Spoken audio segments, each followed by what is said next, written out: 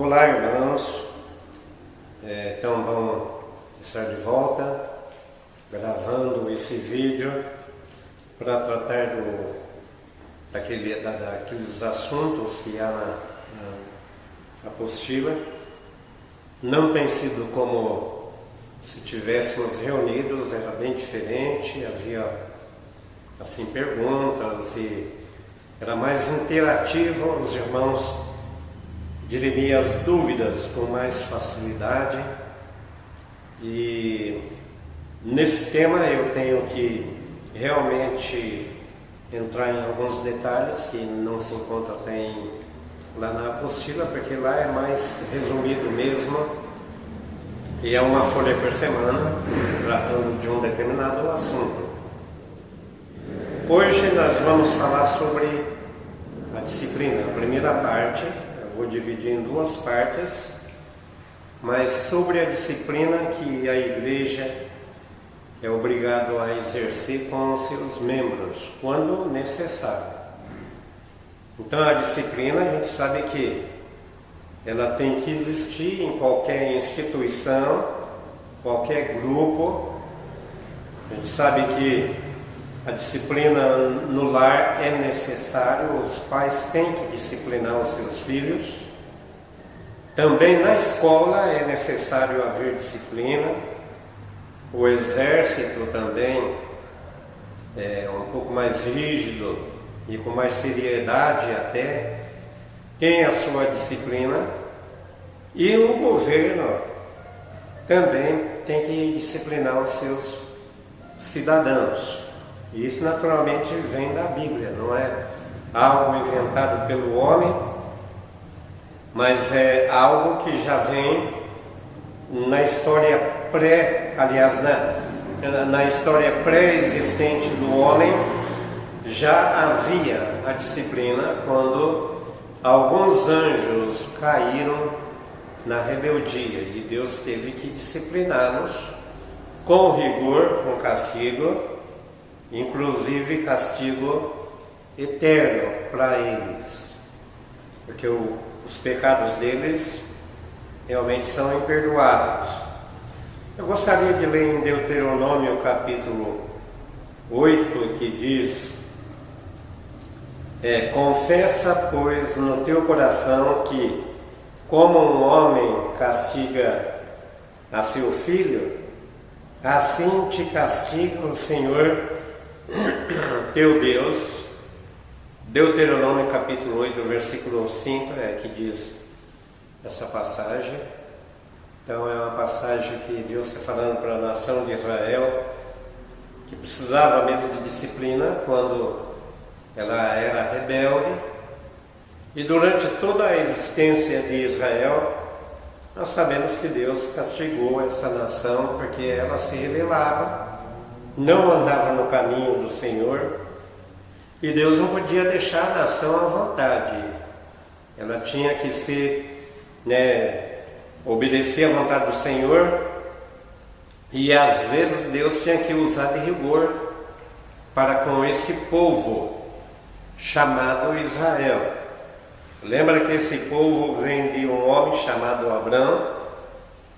Deus levantou um homem, trazendo ele lá da Babilônia, da cidade de Ur, e trouxe ele até Canaã, fez ele examinar todo aquele território que hoje o próprio povo de Israel habita. Aliás, habita até com a perda de um pedaço do território. Nem todo o território que Deus mostrou para Abraão pertence a Israel hoje, mas um dia vai pertencer ao povo de Israel. É uma promessa que Deus fez a Abraão. E Abraão mesmo, ele teve dificuldade, porque ele tinha que andar pela fé, viveu muito tempo, cometeu alguns erros também, foi disciplinado, inclusive Deus usou homens para disciplinar o próprio Abraão, quando ele mandou a mulher dele mentir, dizendo que ela era a irmã e não a esposa dele, E os próprios reis Foram 2 reis, né, um diferente do outro, de um país diferente do outro, que teve, né, que até falar algumas verdades que Abraão não precisava ouvir. Depois de Abraão, Isaac também foi repreendido, porque ele cometeu o mesmo erro do pai dele. Depois veio Jacó, Jacó passou por umas e outras, ele era realmente bastante arteiro, né, rebelde, ele gostava de fazer as suas artes, e Deus teve que castigá-lo, levando até um lugar, ficando ali, servindo o seu sogro durante 20 anos, trabalhou em regime de escravidão praticamente, né, em troca da comida e da roupa, e ele ficou muito tempo ali, 20 anos, e a gente sabe como foi a história de outros também. O próprio Moisés depois teve que receber repreensão do Senhor. Então a disciplina é necessária. Jesus fundou a sua igreja e ele deixou tudo isso para, né, toda a doutrina para ela, inclusive a doutrina da disciplina. Nem todos os membros são iguais. Jesus morreu por todos, nem todos no mundo aceitam a Cristo como Salvador. A salvação já foi feita para todo mundo, diz a Bíblia. Não foi feito para alguns, mas foi feito para o mundo inteiro. O livro de João, capítulo 3, versículo 16, fala: Deus amou o mundo, porque Deus amou o mundo de tal maneira que deu o seu Filho unigênito, para que todo aquele que nele crê não pereça, mas tenha a vida eterna.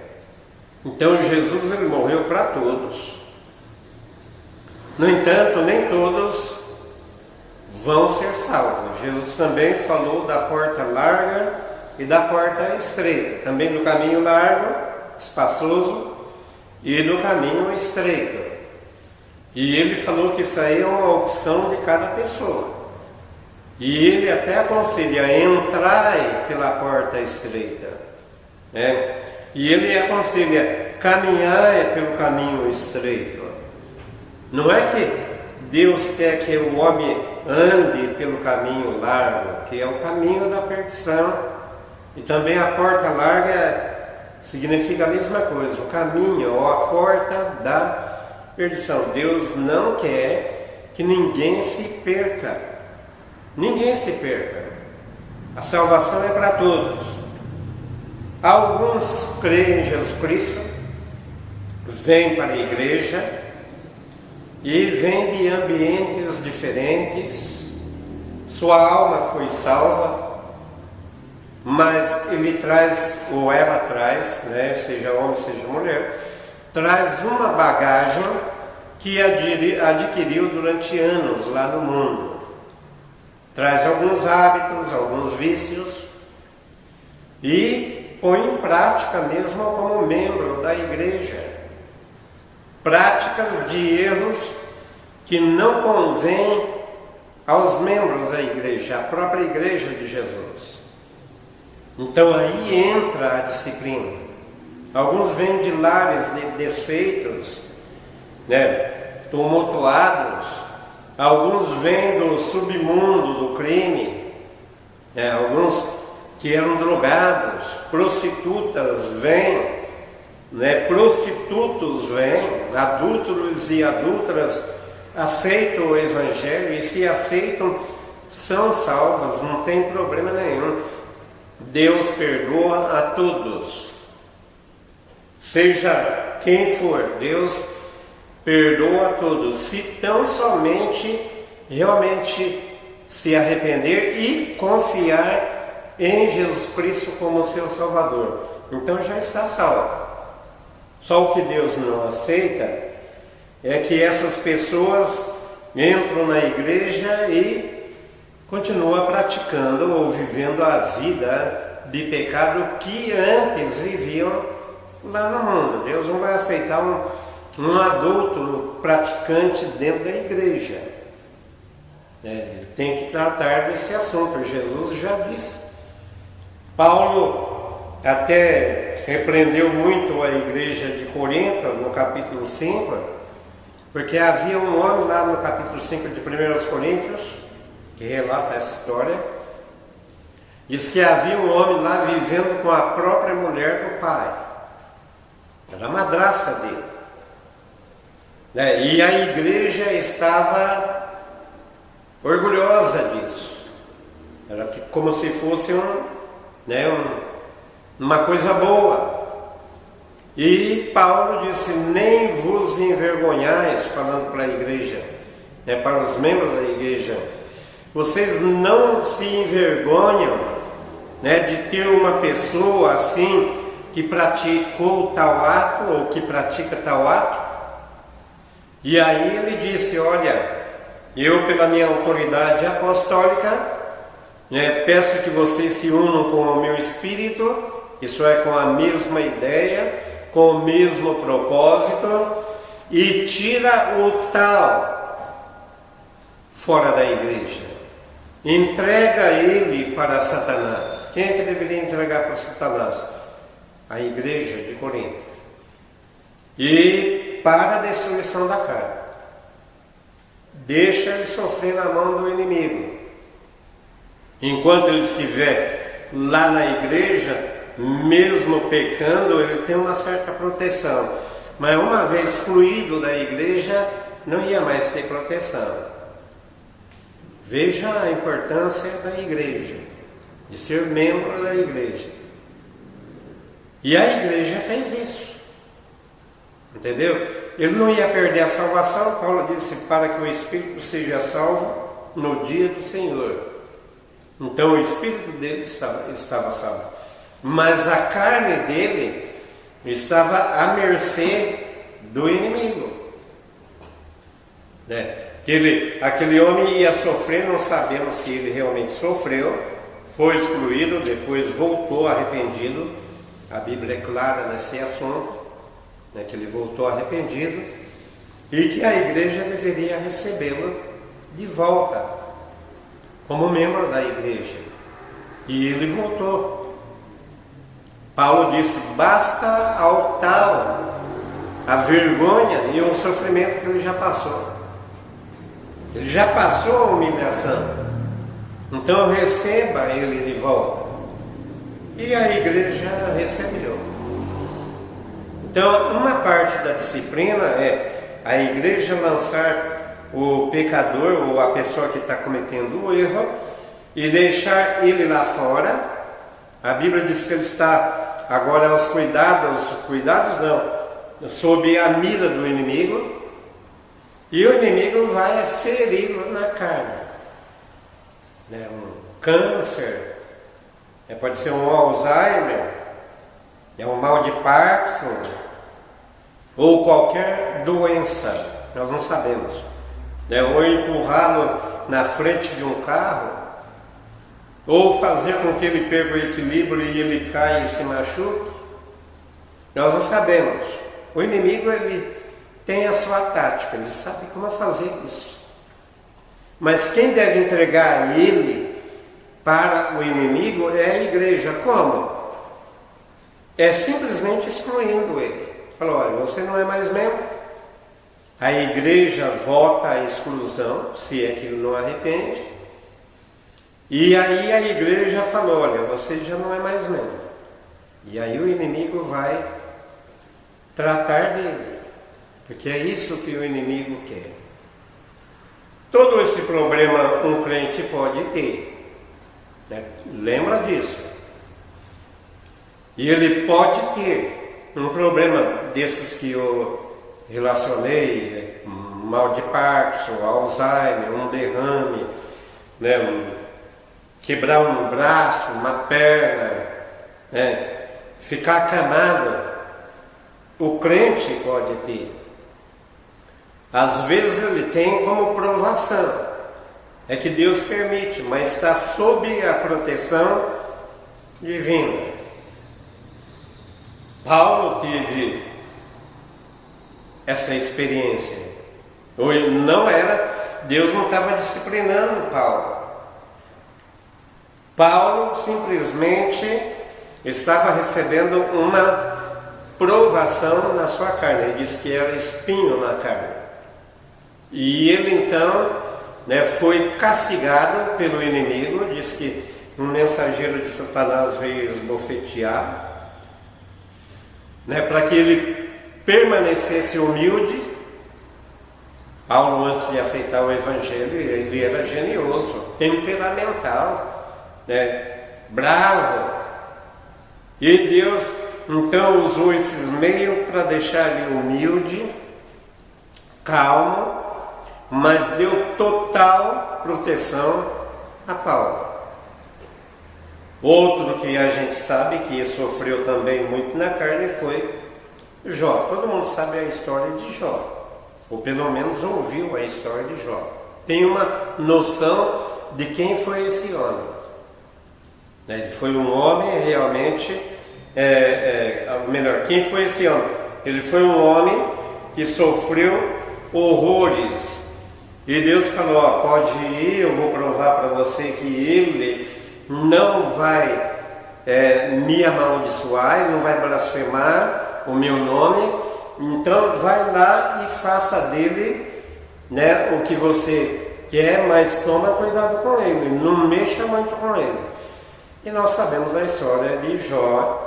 Sofreu na carne, perdeu os filhos, ele perdeu a riqueza, e conforme Deus tinha falado para o Satanás, ele não amaldiçoou a Deus. Ele continuou firme, continuou fiel, e ele disse para um dos 3 amigos, ele falou: ainda que Deus me mate, eu vou servir a Ele.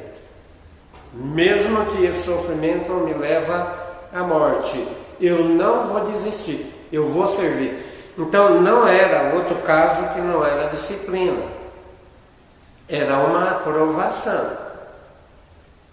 E nós podemos ter provações na vida e devemos ficar firmes. Agora, o que eu não quero é ser disciplinado por um erro que porventura eu pratique. Então a igreja tem a sua disciplina. Jesus disse para a sua igreja: olha, se um irmão te ofender, vai e fale com ele, entre você e ele só. Conversa. Fala: irmão, você me ofendeu. Você disse algo ou fez algo que realmente me ofendeu. E se aquele irmão continuar rebelde, pega mais 1 ou 2 irmãos e vai lá e fala com ele. Mais um irmão ou 2, vai lá e conversa com ele. Se ele ouvir você com outro irmão ou outros irmãos, tudo bem, ele está perdoado, o assunto é encerrado. Mas se ele não ouvir, aí se torna o caso da igreja. Aí ele tem que tratar com a igreja. É a igreja que vai tratar do assunto. Porque um irmão não pode disciplinar o outro errado, 2 irmãos não podem disciplinar outro errado, 3 irmãos não pode. A disciplina não é pessoal, a disciplina é da igreja. E aqueles irmãos então contam a história como aquele ofensor foi rebelde e falou: olha, é assim mesmo, e eu não mudo, é do jeito que eu quero. Então a igreja vai ter que disciplinar ele. E sabe o que Jesus disse? Tira ele fora da igreja, considera ele como um gentil e publicano, como um pecador que não é membro da igreja.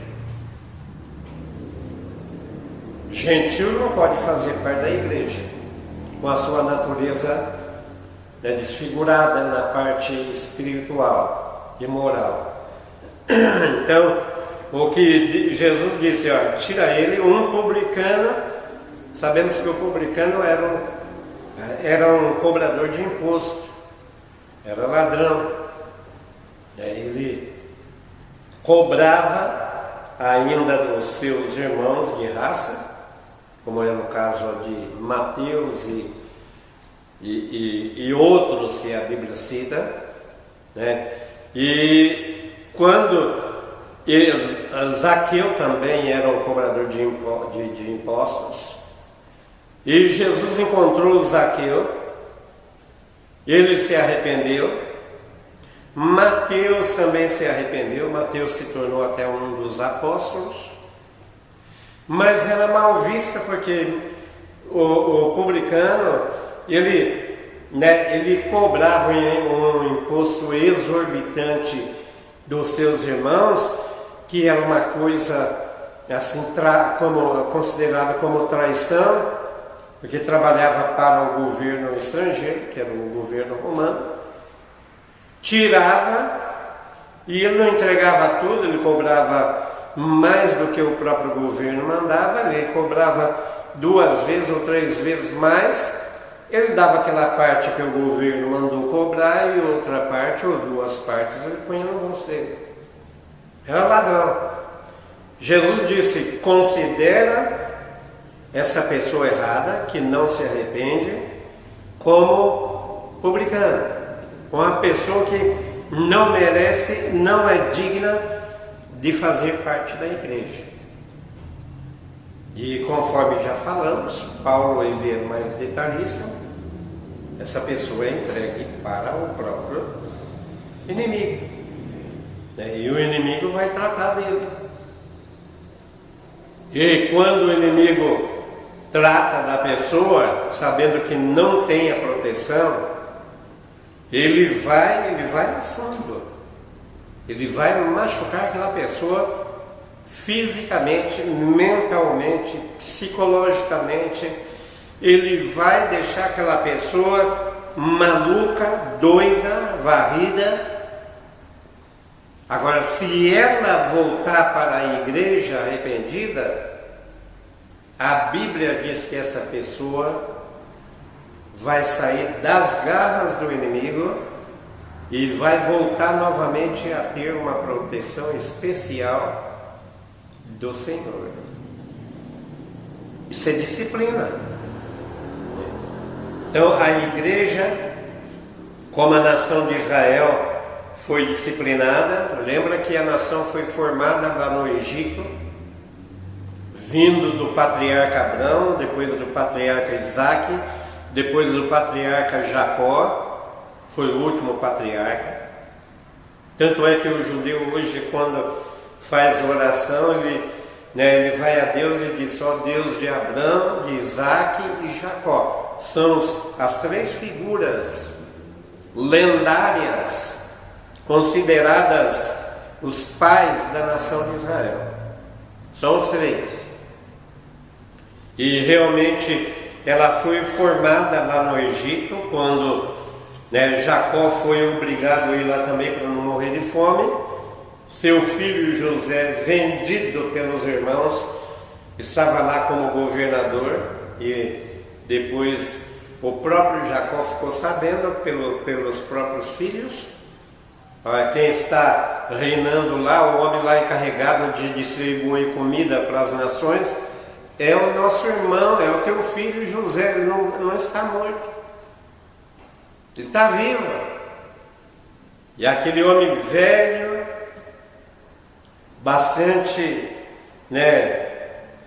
já doente, mas ainda com força, ele pegou a família dele, o restante da família, neto, bisneto, tataranetos, e foi lá, porque segundo José, traga o pai e todo o restante do povo, porque eu não quero que eles morram de fome. Muito bem, chegando lá, nos 70 almas, diz a Bíblia, a nação de Israel ficou 430 anos. Outros faraó surgiram depois daquele um que tratou benignamente a José e o pai de José e os seus irmãos, né? Aquele lá já tinha morrido há muito tempo, a nação já era grande e aí ela se tornou escrava. Foi um meio até de impedir que aquela nação forte, sábia, sob a proteção de Deus, pudesse tomar o Egito das mãos de Faraó e dos egípcios. E nós sabemos a história. Moisés foi lá, tirou o povo, já deu as ordenanças para o povo: olha, anda certinho, porque senão Deus vai castigar vocês. Anda certinho. Já veio as leis, as tábuas das leis, e foi dado para o povo de Israel, né, aquele código de ética pelo qual o povo deveria andar. E nós sabemos que eles não andaram, mesmo sob a liderança de Moisés, não andaram certinho, caíram no pecado. Deus tinha que tratar com eles de uma maneira assim disciplinar, bem rígida, lá no deserto, e tratou com bastante rigor. Uma ocasião só, Deus matou 23 mil hebreus de uma só vez, devido ao pecado deles.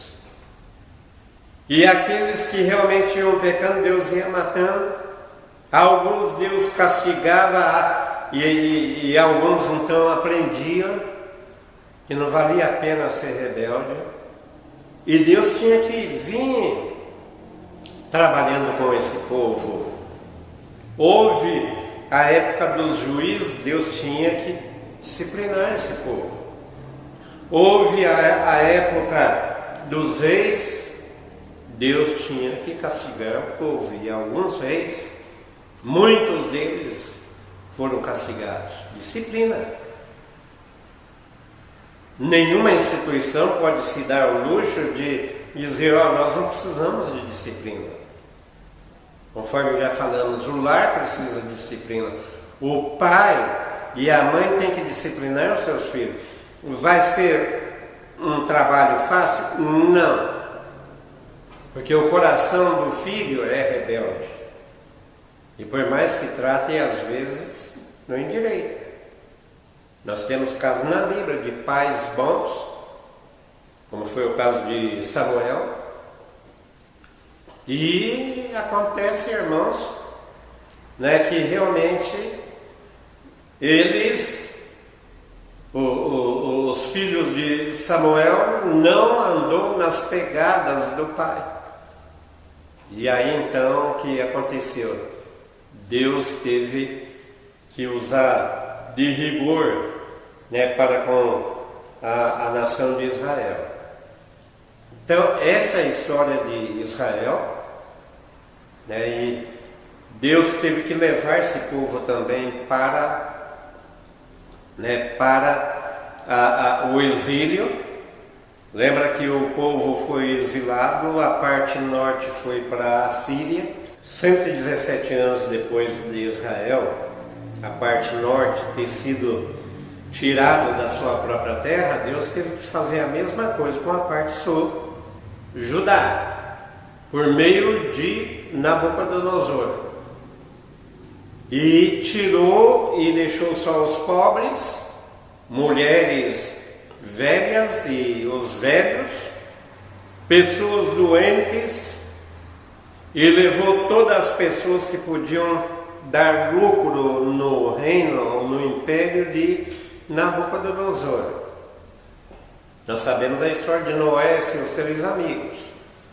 Eles foram levados também, que inclusive eles eram da família real, foram levados, misericordiosamente foram tratados por Deus, chegaram no topo do governo babilônico. Lembra da história? Olha como Deus é bom. não passaram nenhum problema muito sério, a não ser aqueles 3 que foram jogados na fornalha ardente, eles estavam dispostos, e o próprio Daniel que foi jogado lá na cova dos leões. Mas eles estavam firmes. A nação ficou 70 anos lá, voltaram assim aos poucos para Canaã. Nem todos voltaram, mas muitos voltaram. A nação começou novamente povoar a terra com os poucos que voltaram. Podemos citar Esdras, Neemias, e até mesmo Malaquias, que estavam ali, e eles viveram tempos difíceis, e o próprio Neemias, numa das suas orações, falou: olha, nós passamos um tempo difícil como escravos de Nabucodonosor, porque pecamos contra ti, o Senhor nos corrigiu. E agora graças te damos porque voltamos ou retornamos para a nossa terra. Por que voltou o povo para a terra? Porque houve um arrependimento. Durante um período de tempo, o povo falou: olha, nós erramos. E houve esses ensinamentos nas sinagogas, no Império Babilônico, onde os judeus estavam espalhados, e eles ensinavam: olha, nós erramos. Lembra que Moisés falou: se errássemos, seríamos castigados. E nós colhemos os frutos do nosso erro. É disciplina. Então Deus teve que usar de uma disciplina bem rigorosa para com o povo de Israel. E você acha que é diferente na nossa igreja? Quantos já não foram disciplinados na nossa igreja? Eu fiz parte de Santa Cruz, Pereira Barreto, conheci alguns casos lá de SUD, porque eu ajudei o trabalho de SUD, e todas essas igrejas que estou mencionando agora, os irmãos ou as igrejas tiveram que disciplinar. Santa Cruz do Rio Pardo, uma igreja boa, tinha que usar de disciplina rigorosa para tirar pessoas, até mesmo pessoas efeminadas, pregadores, ou pelo menos um pregador que era efeminado, a igreja não sabia. E depois que ficou sabendo, ele confessou: você está arrependido? Ele não deu sinal de arrependimento, esse irmão. E a igreja teve que discipliná-lo. Como? Tirando ele como parte da membresia da igreja. Ele não foi mais membro. Aparentemente não era convertido, porque ele continuou a vida dele normalmente. O inimigo não tocou nele, ele virou um hippie na época, cabelo comprido, vivia sujo, com aquela filosofia dos hippies, e viveu a sua vida assim. O Birajara também, eu lembro que houve disciplina, eu também participei dessa igreja lá em Ubirajara. Pereira, que eu ajudei muito o trabalho lá em Pereira Barreto, também foi assim.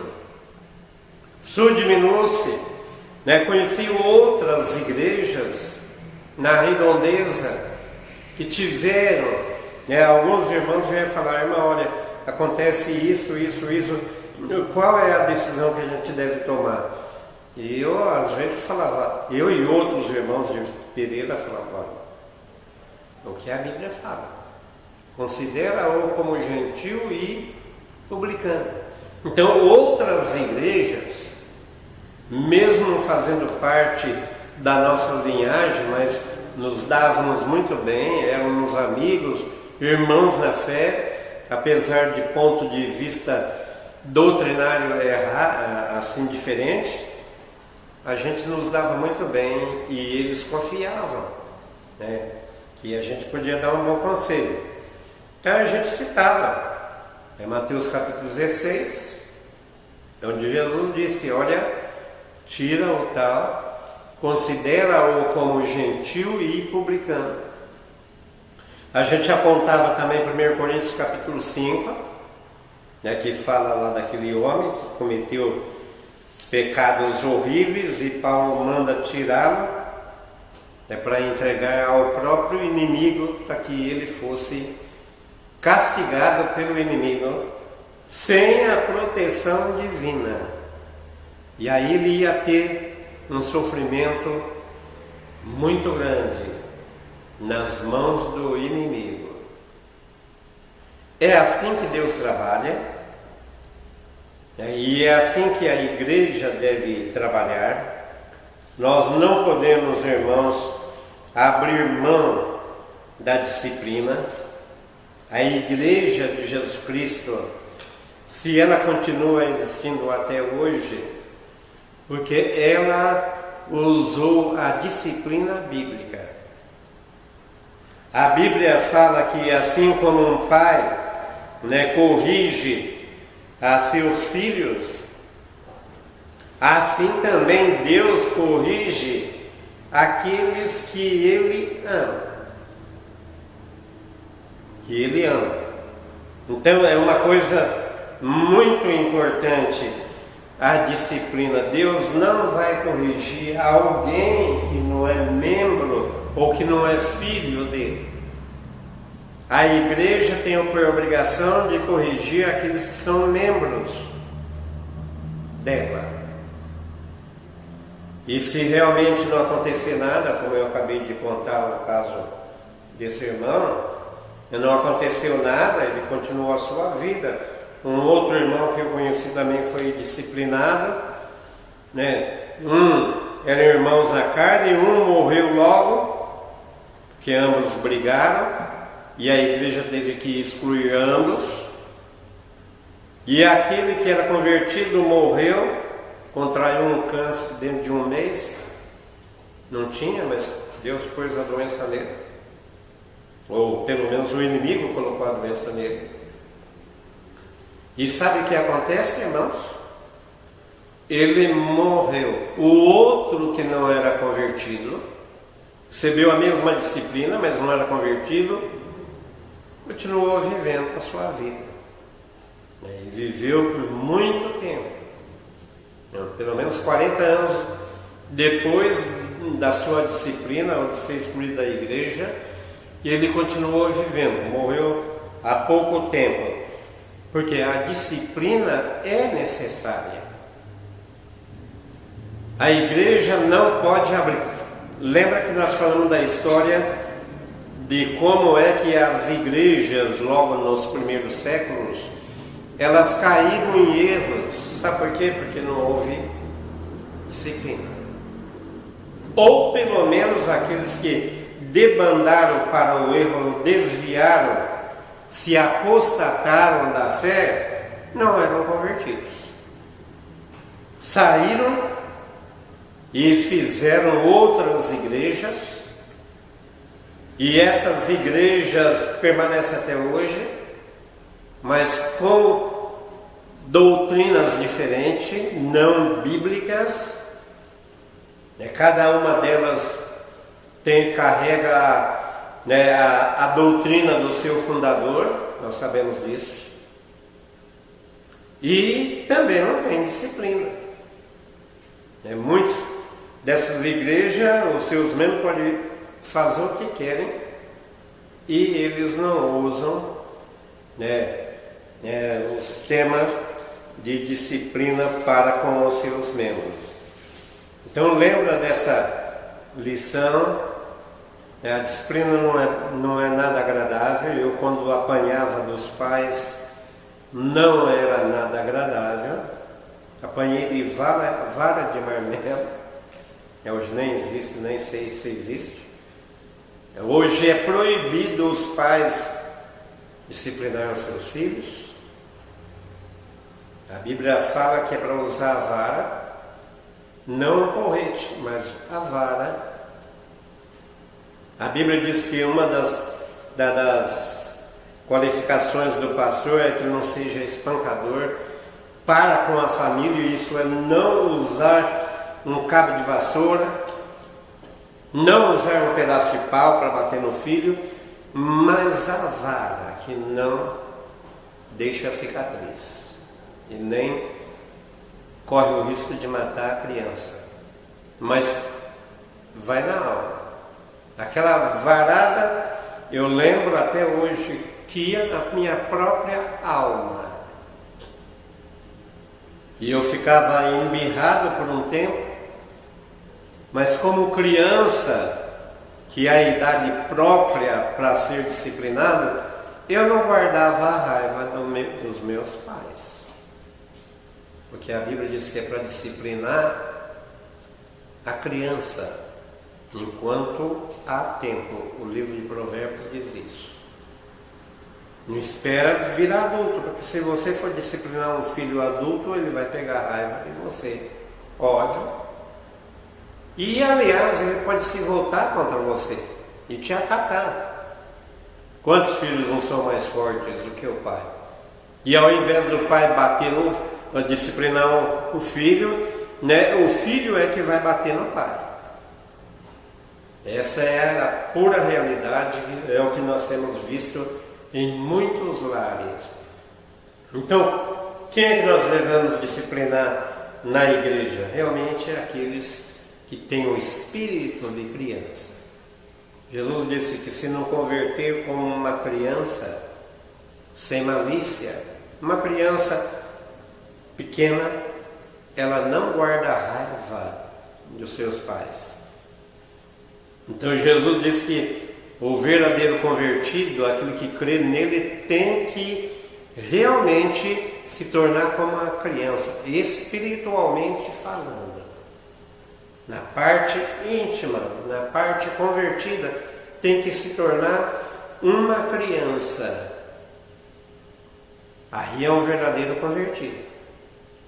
E também estará apto a ser disciplinado. Paulo disciplinou o Pedro. Pedro não ficou com raiva de Paulo, mas ele foi rigoroso para com o apóstolo Pedro. Ele tratou com rigor. Essa parte da disciplina nós vamos continuar no próximo domingo. Agradeço àqueles que vêm assistindo. É uma alegria assistir nossos vídeos. Nós falamos com simplicidade, nada de fazer rodeios, nós vamos de acordo com a própria Bíblia. Jesus foi simples quando ele ensinou e nós procuramos fazer a mesma coisa.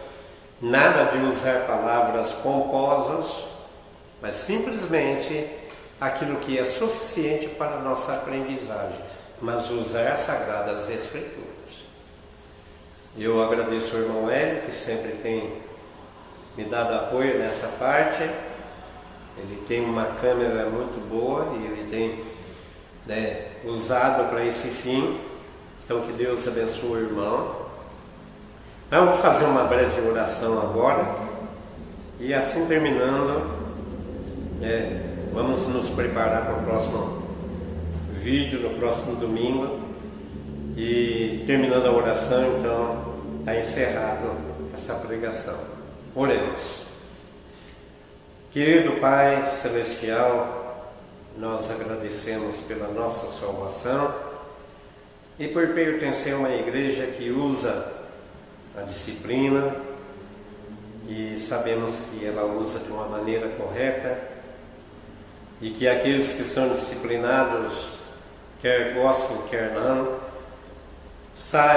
que saibam que realmente é de acordo com a Tua vontade. Nós sabemos, Senhor, que a disciplina não é boa, mas é necessária e que Tu mesmo corrige os Teus filhos verdadeiros. Tu não corrige outros mas sim aqueles que são teus filhos. Nós agradecemos também por aqueles que vão ver esse vídeo e pedimos que ajude e que possam também aceitar Jesus Cristo como Salvador, assim como nós aceitamos a Ele como aquele que pagou todos os nossos pecados na cruz. Esperamos também que os ouvintes possam aceitar a Cristo, arrependendo-se dos seus pecados. Em nome de Jesus pedimos e agradecemos. Amém.